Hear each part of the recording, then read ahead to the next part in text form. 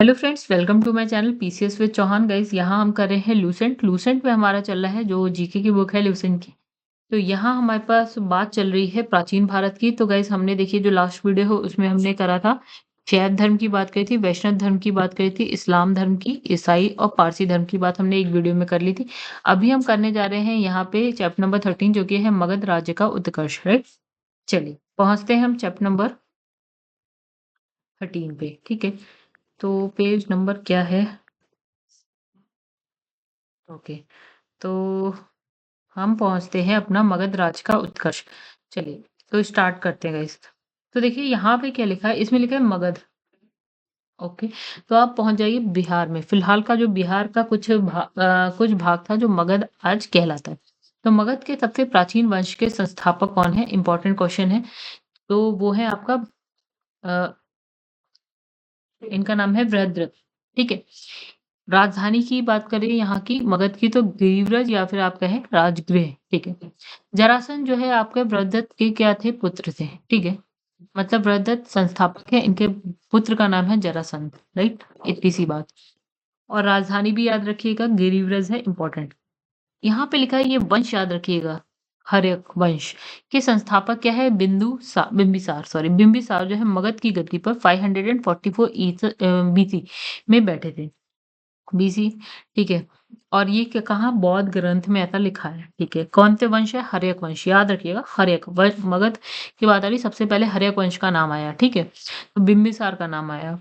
तो ये 544 बीसी में बैठे थे और ये जो है आपका मगध जो बौद्ध धर्म का क्या है? अनुयायी था। कौन? बिंबिसार की बात कर रहे हैं, ये बौद्ध धर्म को मानते थे। ठीक है, ये प्रथम भारतीय राजा था जिसने जो है प्रशासनिक व्यवस्था पर बल दिया। मतलब इसने किस पे बल दिया? प्रशासनिक व्यवस्था पे। अच्छा, अब इन्होंने क्या किया? जो ये बंदा था बृहदत्त, बृहदत्त। ठीक है, तो बिंबिसार ने क्या करा? ये जो बंदा था यानी कि बृहदत्त को जो हराकर अंग राज्य को मगध में मिला लिया। मतलब समझिए ये मगध था, यहाँ पे अंग होगा, तो इसने क्या करा? इसको हराया और इसको भी मगध में मिला लिया, यानी कि अंग जो है ना मगध में आ गया। हाँ, ठीक है। जैसे मान लीजिए कि दिल्ली और उत्तर प्रदेश है, तो उत्तर प्रदेश ने दिल्ली के राजा को हराया और उत्तर प्रदेश में ही दिल्ली को मिला लिया, ऐसा कुछ। तो बिंबिसार ने जो है ये हुआ, बिंबिसार ने जो है राजगृह का निर्माण कर उसे अपनी क्या बना दी? राजधानी बना दी। ठीक है, बिंबिसार राजगृह का निर्माण किया और इसे जो है मगध की राजधानी बना दी। बिंबिसार ने मगध पर जो है करीब जो है 52 वर्षों तक शासन किया। तो ये बहुत बड़ा टाइम है, 52 वर्ष, याद रखिएगा।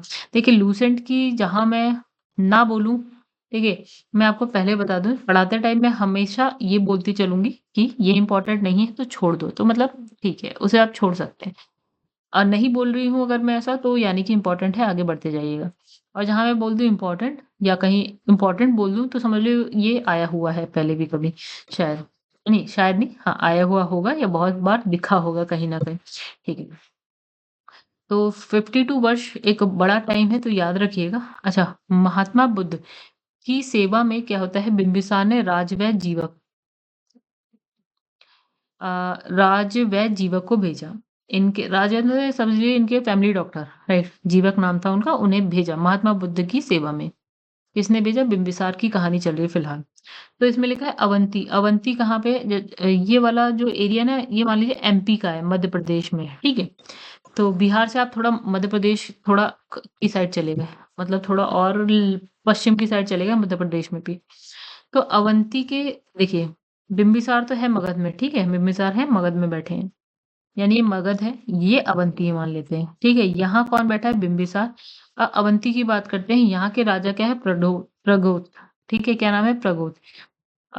जब इनको एक रोग हो गया था जिसका नाम था पांडु रोग, ठीक है, बहुत परेशान थे, तो बिंबिसार ने जो अपने राजवैद्य है उनको यहाँ भेजा, यानी अपने फैमिली डॉक्टर को यहाँ भेजा। ठीक है, हाँ ठीक भी हो गए होंगे। तो यहाँ पे यही लिखा है कि मतलब कौन से रोग से? पांडु रोग से ग्रसित थे, तो उस समय भी जो है बिंबिसार ने जीवक, वही राजवैद्य कौन है? इनके जीवक। ठीक है, जी बिंबिसार ने जीवक को उनकी सेवा सेवा के लिए भेजा। ठीक है, यही बात, मतलब अवंती भेजा उन्हें। ठीक है, अच्छा, बिंबिसार ने वैवाहिक संबंध स्थापित कर अपने साम्राज्य का विस्तार किया, यानी कि या तो आप लड़के दिल्ली ले सकते हैं, एक काम करिए वहां के दामाद बन जाइए, तो भी मिल जाएगा, क्या पता दहेज वहेज में। तो इन वैसी वैवाहिक जीवन स्थापित किया, साम्राज्य को बढ़ाते चले गए। तो है इस इसने क्या करा कौशल नरेश प्रसेनजीत की जो बहन थी, ठीक है? जैसे यहाँ मगध है, हमने अवंती पढ़ा, हमने यहाँ पे कौशल एक है, एक जगह है कौशल, ठीक है?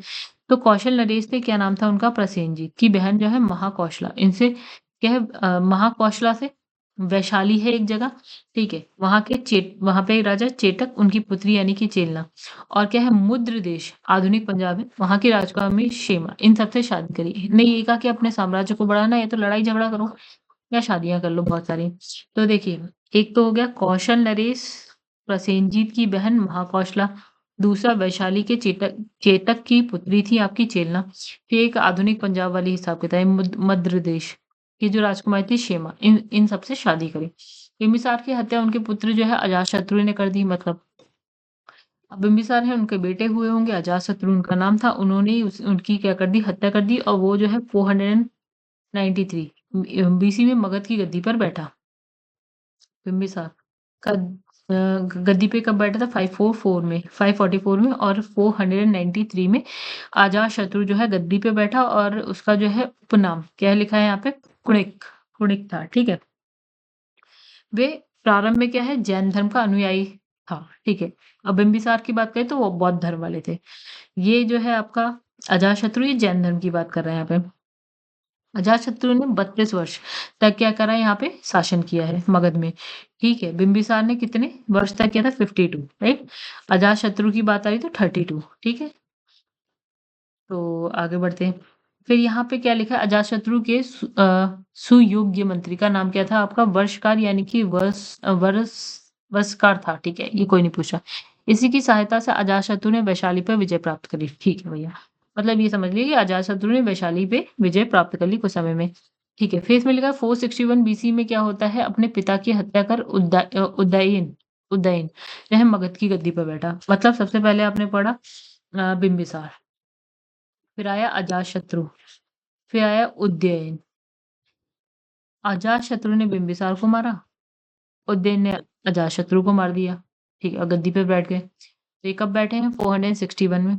उदयन ने क्या लिखा है? पाटल ग्राम की स्थापना करी और ये भी क्या जैन धर्म का अनुयायी था। पहले वाले बौद्ध धर्म वाले थे, अजातशत्रु जैन, ये उदयन भी जैन धर्म के हो गए, ठीक है? फिर यहाँ हर्यक वंश, मैंने सबसे पहले ही कहा था गाइस कौन सा वंश आपने याद रखना है, तो कहाँ गया? हाँ, तो कहाँ गया? ये देखिए, सबसे पहला नाम हर्यक वंश, हर्यक वंश में चल रहे हैं। तो हर्यक वंश में हमने कौन-कौन से नाम पढ़े? बिंबिसार, अजातशत्रु, फिर उदयन, ये 3 नाम पढ़ लिए हमने, हर्यक वंश। तो इसमें हर्यक वंश का अंतिम राजा उदयन का पुत्र क्या था आपका? नागदशक, नागदशक। ये कोई बहुत ज़्यादा इम्पोर्टेंट नाम नहीं है, हाँ, लेकिन संस्थापक कौन होता है और सबसे लास्ट में जो शासक है वो कौन है? क्योंकि उसी को हरा के एक नया वंश आता है। तो पहला और लास्ट वाला इम्पोर्टेंट होता है और बीच में जो किसी ने कुछ बहुत बड़ा अच्छा करा होगा तो वो अपने आप ही इम्पोर्टेंट हो जाता है। तो सबसे लास्ट वाले का नागदशक नाम था उनका, ठीक है? सबसे लास्ट हर्यक वंश में यानी कि आपने इस बुक में 4 नाम पढ़े हैं, बिंबिसार, अजातशत्रु, उदयन और फिर यहाँ पे है नागदशक, राइट? नागदशक को अपने अमात्य शिशुनाग इम्पोर्टेंट नाम, ने 412 ईसा पूर्व में अपदस्थ करके मगध पर शिशुनाग अ, वंश की स्थापना, मतलब कहानी ये हमने कहा ना कि सबसे लास्ट वाला राजा मरता है, कोई किसी उसे मारता होगा, वो अपने वंश की स्थापना करता है। यानी कि जो सबसे लास्ट में नागदशक था, इनका एक अमात्य था जिसका नाम था शिशुनाग। अब शिशुनाग ने क्या करा? नागदशक को मार दिया 412 में और एक नए वंश की स्थापना करी अपने ही नाम से, शिशुनाग वंश की स्थापना करी। तो इसने अपनी जो राजधानी है पाटलिपुत्र से हटाकर वैशाली कर दी, ठीक है? मतलब राजधानी कहाँ कर दी गई थी बाद में? राजगृह से पाटलिपुत्र। अब इस बंदे ने क्या करा? शिशुनाग ने अपनी जो राजधानी है पाटलिपुत्र से क्या कर दी? आपकी वैशाली कर दी, राइट? इतनी सी बात। मतलब पहले राजधानी गिरिव्रज या राजगृह कह लीजिए आप, गिरिव्रज या राजगृह कह लीजिए, फिर गई होगी पाटलिपुत्र और इस बंदे ने क्या करी जो शिशुनाग है, इसने पाटलिपुत्र से कर दी वैशाली, राइट? इतनी बात याद रखिएगा, राजधानी भी इम्पोर्टेंट है जो बदल रही है, ठीक है? कौन-कौन से राजा थे इम्पोर्टेंट थे जो बार-बार एक के बाद एक आ रहे थे। अच्छा, शिशुनाग का उत्तराधिकारी क्या है? अब देखिए हमने एक हर्यक वंश पढ़ लिया, अभी हम बात कर रहे हैं शिशुनाग वंश की। पहला बंदा शिशुनाग ही है, शिशुनाग का उत्तराधिकारी कालाशोक पुनः जो है राजधानी को पाटलिपुत्र ले आया। मतलब राजगिरी थी, पाटलिपुत्र आई, फिर इसने क्या करा था वैशाली कर दी थी। अब जब इसका उत्तराधिकारी आता है कालाशोक, शिशुनाग का, तो ये वैशाली से वापस से कहाँ ले आता है? पाटलिपुत्र ले आता है राजधानी को, ठीक है? और शिशुनाग वंश का अंतिम राजा यहाँ पे है नंदीवर्धन। यानी कि शिशुनाग वंश जब आपने स्टार्ट किया, तो आपने कौन-कौन से 3 नाम पढ़े? तो शिशुनाग वंश में आपने कौन-कौन से राजा की बात करी? पहला तो शिशुनाग की ही बात कर ली होगी, दूसरा बंदा है कालाशोक और सबसे लास्ट में नंदीवर्धन। तीसरा बंदा लिखा है इसमें जो सबसे लास्ट था नंदीवर्धन था, ठीक है? अब इसमें लिखा है नंद वंश, इसके बाद देखिए हर एक वंश आया, शिशुनाग वंश दूसरा है, तीसरा यहाँ पे लिखा है नंद वंश का नाम लिखा है। तो नंद वंश का संस्थापक महापद्मनंद था, ठीक है? तो यहाँ पे तीसरे वंश की बात चलिए गाइस, नंद वंश, इसके बाद आया होगा नंद वंश, ठीक है? तो इसके जो संस्थापक है वो कौन है? महापद्मनंद, ठीक है? नंद वंश संस्थापक महापद्मनंद हो गया। नंद वंश का अंतिम शासक यहाँ लिखा है घनानंद। ये सिकंदर का समकालीन था, यानी कि उसी समय था जिस समय कहीं सिकंदर हुआ था। इसे जो है चंद्रगुप्त मौर्य ने युद्ध में पराजित किया, यानी कि धनानंद को किसने हराया? चंद्रगुप्त मौर्य ने, ठीक है? और मगध पर एक नया वंश आ जाता है, मौर्य वंश आ जाता है, ठीक है? मतलब अब कहानी सुनो, हमने क्या पढ़ा? शॉर्ट में देखते हैं। सबसे पहले हमने बात करी हर्यक वंश की, इसमें हमने पढ़ा बिंबिसार, फिर हमने पढ़ा अजातशत्रु, फिर उदयन पढ़ा था और सबसे लास्ट में हमने कौन-सा नाम पढ़ा था यहाँ पे? सबसे लास्ट नाम है ये नाग दशक। नाग दशक को हराने वाला शिशुनाग वंश आया, तो सबसे पहला तो यही था शिशुनाग। फिर उसके बाद उनका जो उत्तराधिकारी था वो था कालाशोक। उसके बाद जो सबसे लास्ट वाला था वो था आपका नंदीवर्धन, ठीक है? फिर उसके बाद इन सब आया आपका नंद वंश। तो नंद वंश का संस्थापक महापद्मनंद हो गया और सबसे लास्ट वाला जो भी बीच में आया हो उसे छोड़ दो। लास्ट वाला हो गया घनानंद हो गया। अब इस घनानंद को मारने वाला चंद्रगुप्त मौर्य हो गया। तो ये क्या करता है? मौर्य वंश की स्थापना करता है। किसकी? मौर्य वंश। ये शॉर्ट में कहानी हमने पढ़ी है, ठीक है? चलो आगे बढ़ते हैं। तो मतलब फिलहाल जो है चैप्टर नंबर 13 हमने खत्म करा, ठीक है? अब देखिए यहाँ लिखा है सिकंदर, छोटा-सा है। देखते हैं क्या लिखा है सिकंदर। अच्छा, सिकंदर का जन्म लिखा है भैया कब हुआ? 356 बीसी में हुआ, कोई नहीं पूछ रहा। सिकंदर के पिता का नाम है फिलिप, या आसान नाम है, फिलिप करके कंपनी है, तो नाम याद रख लीजिए। कब पैदा हुए इसकी ज़रूरत नहीं। फिलिप जो है आपका 359 बीसी में क्या है? मकदूनिया का शासक था, ठीक है? कब था? ये छोड़ देते हैं। फिलिप कहाँ का शासक था? मकदूनिया का, ठीक है? हत्या कब होती है? 329 बीसी में होती है। ठीक है, सिकंदर जो है अरस्तु, अरस्तु का शिष्य था, इम्पोर्टेंट बात हो जाती है, याद रखिएगा। सिकंदर ने भारत विजय का अभियान जो है आपका 326 बीसी में प्रारंभ किया। इम्पोर्टेंट, क्योंकि भारत विजय के लिए जो भी उसने अभियान किया है, कब स्टार्ट किया? तो 326 बीसी में किया है, ठीक है? अच्छा, इनका जो सेनापति था वो था आपका सेलिकस निकेटर। ओके, बहुत इंपॉर्टेंट नाम, याद रखिएगा। इनका सेनापति सेल्यूकस निकेटर, ओके। सिकंदर को पंजाब के शासक यानी कि पोरस के साथ युद्ध करना पड़ा, ठीक है। तो जब ये भारत की तरफ आ रहे हैं तो पंजाब पड़ गया होगा पहले पाकिस्तान में, मतलब उसी साइड है सिंध पंजाब, ठीक है। पहले पड़ गया होगा पंजाब, ठीक है। पहले पंजाब ही पड़ेगा, बिहार तो नहीं पड़ेगा, बिहार तो बहुत इधर है, ठीक है। तो आप पहले ना सबसे पहले अगर आप मैप देख लेंगे तो बहुत चीज़ आपको गाइस ऐसी ही याद हो जाएगी। जब भारत का मैप बनाते हैं तो पहले क्या पड़ता है, जब कोई आ रहा है चलता हुआ तो कहाँ से कहाँ पहुँचेगा? भैया जब आपको दिल्ली आना है तो गाज़ियाबाद पहले मेरठ पड़ेगा, गाज़ियाबाद पड़ेगा, फिर दिल्ली आएगा ना, वैसा कुछ, ठीक है। तो पंजाब के जो सिकंदर है बंदा, उसे पंजाब के शासक यानी कि पोरस के साथ युद्ध करना पड़ा। कहाँ का है पोरस? पंजाब का, ठीक है। जिसे हाइडेस्पीड सॉरी हाइडेस्पीस के युद्ध या फिर झेलम वितस्ता का युद्ध के नाम से जाना जाता है। मतलब वितस्ता क्या है गाइस? पहले के समय में झेलम का नाम ही झेलम नदी है जो, झेलम नदी का नाम वितस्ता था। तो ये इस युद्ध के नाम से जाना जाता है। तो सिकंदर की सेना ने जो है व्यास नदी के पश्चिमी तट पर पहुंचकर उसे पार करने से इनकार कर दिया। यानी कहानी ऐसा है कि सिकंदर आ रहा है, आ रहा है, आ रहा है। जैसे ही ब्यास रिवर पे पहुँचा, ये जम्मू कश्मीर में आपको देखने को मिल जाएगी, पाकिस्तान में देखने को ब्यास नदी की पश्चिम साइड पे था।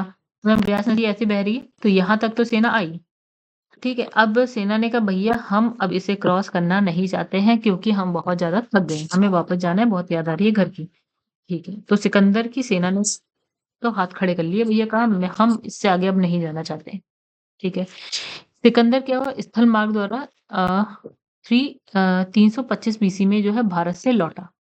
यानी कि 326 में तो उसने अपना आरंभ किया था अभियान भारत विजय का।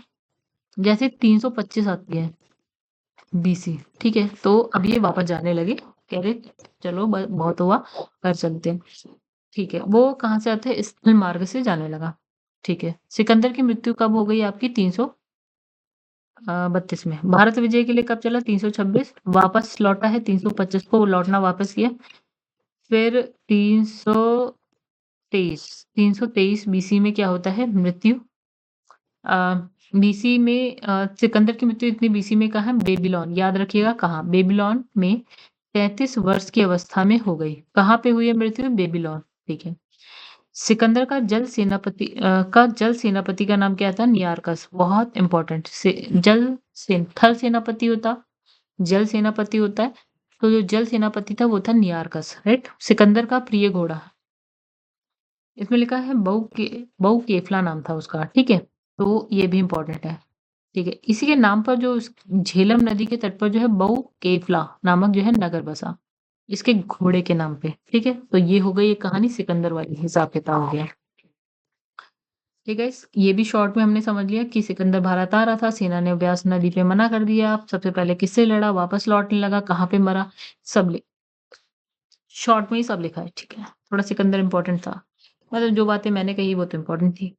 चलिए अब देखते हैं मौर्य साम्राज्य, ये अपने आप में काफी बड़ा चैप्टर है, तो मुझे नहीं लगता कि तो मौर्य साम्राज्य के लिए काम करते हैं हम लोग दोस्तों, एक नया ही वीडियो बनाते हैं और फिर एक ही वीडियो में पूरा का पूरा मौर्य साम्राज्य कर देंगे, ठीक है। क्योंकि फिर इसमें फिर रहने देते हैं, फिलहाल इसको यहीं पे रहने देते हैं। तो गाइस अगर आपको वीडियो पसंद आई तो वीडियो को लाइक कर दीजिएगा, चैनल को आपने अभी तक सब्सक्राइब नहीं किया है तो कर लीजिएगा, पसंद आया तो शेयर भी कर दीजिएगा। और गाइस देखिए प्री के लिए लूसेंट और घटना चक्र किसी भी प्री के लिए इनफ है, उसमें अगर आप दृष्टि आईएएस ऐड कर देते हैं तो आपका मेंस का भी काम हो जाएगा। सारी वीडियोस आपको चैनल की प्लेलिस्ट में मिल जाएगी, आपको इधर-उधर भागने की ज़रूरत नहीं। मेरा पढ़ाया हुआ अच्छा लग रहा है तो वीडियो ज़रूर देखिएगा। कमेंट करके बताइएगा कि आपको कैसा लगा, ठीक है। फिलहाल अभी के लिए इतना ही, आगे बढ़ेंगे। नेक्स्ट वीडियो में मौर्य साम्राज्य के साथ आएँगे। तब तक के लिए धन्यवाद।